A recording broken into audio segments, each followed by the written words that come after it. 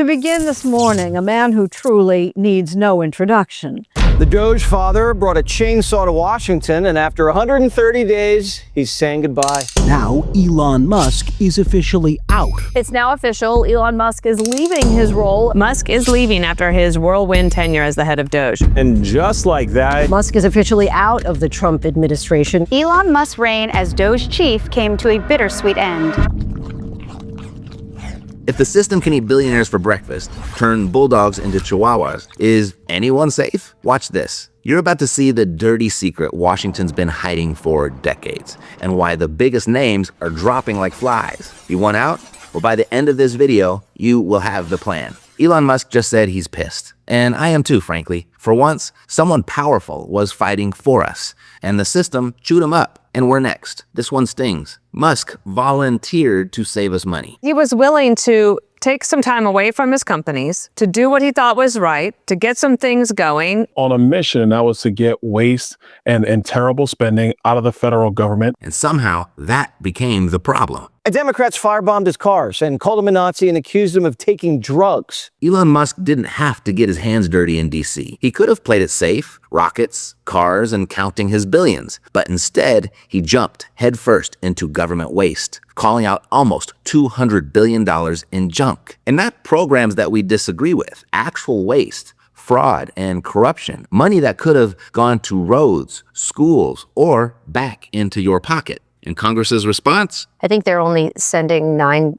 billion in Doge cuts which is nothing. It's a drop in the bucket. Less than 5% of what he found. And then they buried even that into a separate bill where it's going to die. It's a joke, and not a funny one. A few senators stood up, sure, Mike Lee, Rand Paul, Chip Roy, Thomas Massey, but where was everyone else? You got to imagine the frustration of Elon Musk. He's a guy who's used to getting things done. Republicans have the House, they got the Senate, and they have the White House. It's a perfect setup to finally tackle government waste. And they couldn't even support the guy doing the heavy lifting for free. Elon took hits from every direction. The media, lobbyists, career politicians who don't want their gravy train disrupted. Meanwhile, people who should have had his back were nowhere to be found. So he is frustrated that even the Republicans in the House, in the Senate and House, have been captured by Washington interests. And let's be clear about what this cost him. Elon's companies took a beating. Tesla stock dropped. He's getting death threats. His personal life's under a microscope, all because he tried to save us money.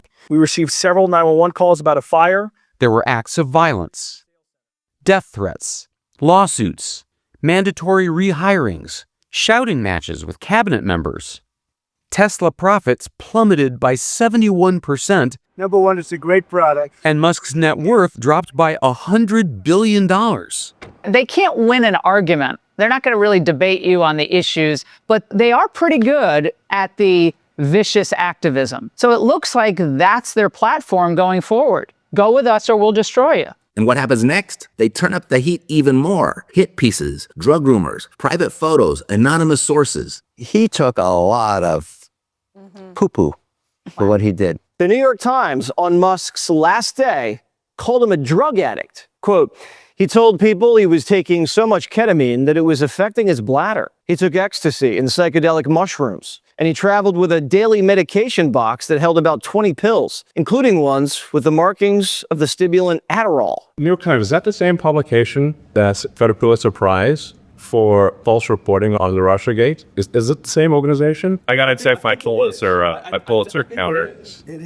But so I think the judge just ruled against New York Times for their lies about the Russiagate hoax, and they might have to give back that Pulitzer Prize. They found cocaine in the White House, and the Times never cared. And they never accused Hunter, but they're accusing Musk with no evidence? You see it every time somebody challenges the system. Suddenly, their dirty laundry is front page news. They're not just coming for Musk either. This is a message to future Elon Musk type individuals. Maybe not someone quite as rich, but someone who has the nerve to get into politics, even for a short period of time. Do you agree? That's exactly right. This is what happens when you refuse to play the game. This is what happens when you stop talking about it and actually start being about it. Nobody else has had the guts to do this, but Elon Musk did. He happens to be a really good person who loves the country. We need to be following the lead of Doge on this. He's one of the greatest business leaders and innovators the world has ever produced. He stepped forward to put his very great talents into the service of our nation, and we appreciate it. They should beg for him to stay because he's saving us a lot of money. If Elon Musk, with all his money, brains, and connections, can't break the swamp's grip, what shot do any of us have? Well, we still got a shot, and I'll explain in just a second. But we finally had someone in our corner ready to take the arrows, and the system chewed him up and spit him out. Doge became the whipping boy for everything.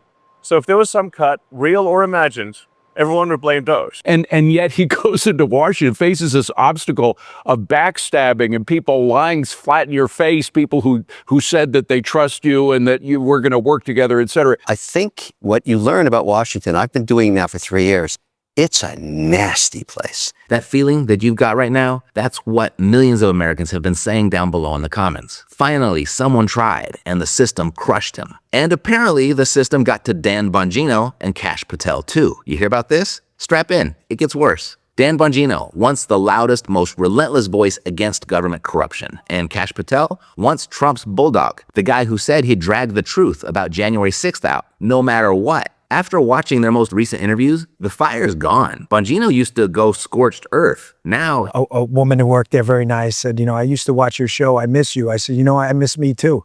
So, part of you dies a little bit when you see all this stuff from behind the scenes. the guy who once said he'd never quit now looks like he's seen exactly what happens when you actually threaten the people in power. And Patel, he's tiptoeing, promising definitive answers are coming soon, but nothing comes out. The same man who once stared down the media, the FBI, the intelligence community, now he's under investigation, buried in legal bills, attacked from all sides. And suddenly, it's all hedging, it's all caution, no more direct shots at the swamp.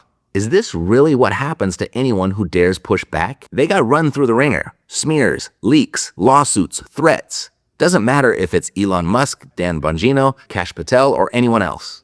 And it really makes you seriously wonder if Trump will be able to pull off his grand plans and actually make America great again. It's becoming clear now that this isn't about politics. It's about power, and the system always protects itself. Has this swamp monster grown to a size that can't be beat? I mean, if the loudest, toughest fighters got crushed, what hope do the rest of us have? By the way, if you're enjoying the turmoil that Musk, Bongino, and Patel are going through, and you're thinking, hey, my team is winning, it's not. Democrats may be happy to see Elon Musk formally leave Washington. Washington just tried to devour him. He became an instant villain for informing and educating Americans about how much waste and fraud and thievery there is out of the federal government. I don't really understand that reaction, but he certainly got beaten up. The fundamental moral flaw of the left is empathy for the criminals and not empathy for the victims. There's been way too much of that. That needs to stop. To the president's point, there's been immense judicial overreach that is unconstitutional. That was never intended. And it's undermining the people's faith in the legal system. It needs to stop. It's gone too far. If you didn't notice, the baby just went out with the bathwater. They say you can't fight the Fed. It looks like it's even bigger than the Fed now. The swamp is real. The swamp wins. And if it can't be beat, why even get so worked up about this stuff? It's a valid question, and one we should all seriously consider. I mean, we've got better things to do with our life, right? Because here's the truth. Politicians aren't going to take care of you. And now they've shown us they'll never let the anti-politicians take care of you either. Do you think that those people think that the American government is fair and competent and that this was in their best interest? Their schools don't work. They're not getting the skills they need. And you heard that just now. So we got to acknowledge it. And I also call it blue tape. Because, Republicans, you generally don't like red tape. You understand the devastation of it. But, most Democrats, they love it. They want more of it.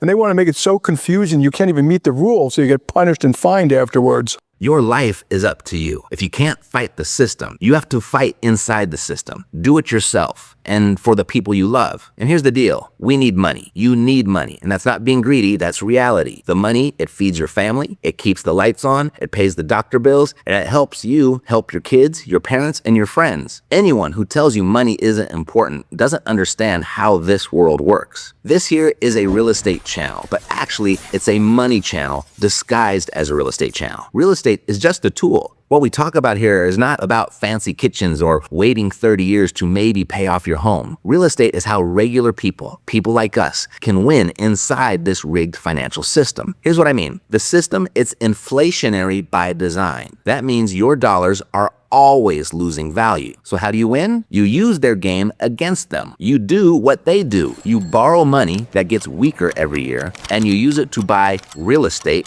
which gets more valuable every year. That's how you beat the system. Borrow money, a depreciating asset. Buy real estate, an appreciating asset. And let time do the work. This channel, it's all about real estate because it's the only asset class that lets you do all of that. It's the only asset class that actually puts you on the right side of the system, the undefeated system. If you want any kind of financial freedom in this world, you need real estate somewhere in your plan. The more you own, the better. Do it yourself or partner with someone who can do it for you. I put together a free download below that shows you both ways. There's no fluff, it's just real talk. It's just a Google Doc. You can just click and save and it's yours. Listen, I'm just a regular American, a Marine Corps veteran, tired of watching people's paychecks shrink while Washington laughs. I thought, just maybe, we had some fighters this time. But if they can turn bulldogs into cowering chihuahuas, what options do the rest of us have? Well, I've laid one very realistic one out for you. But if the people we send to fix things just get run over, is there any way to actually change this mess? Or do we accept the rules and play the game the best we can? I want to hear what you think. Let me know below. This is not the end of Doge, but really the beginning. That's why Elon Musk walks away from the White House with his head held high, despite Doge's $160 billion in current savings falling short of his $1 trillion projection. Let's hope Doge becomes a permanent entity in Washington, and let's hope it becomes bipartisan. Everybody should be against waste and fraud. And as I said, we do expect to achieve over time the $1 trillion of savings. We can't do it in like a few months, but if you say by the middle of next year, with the support of the president, Congress, could we achieve $1 trillion of savings? I think so. We're on track to do so. And remember, we're $36 trillion in debt, folks. This is an emergency. You don't have time to think around with this. We're paying more than $1 trillion in interest payments. So if you want to actually put this country on a fine footing and fund all those things that you want to fund, you got to get rid of all the waste, fraud, and abuse. But now Democrats, what they've done, they've just taken a position of, oh, we're against common sense. That's really where they are today. This country has to come together so that we don't get left behind. We can do this. I know we can. That's it, Will. Thank you, Mr. President. Thank you. Thanks for watching. I'll see you next time. Take care.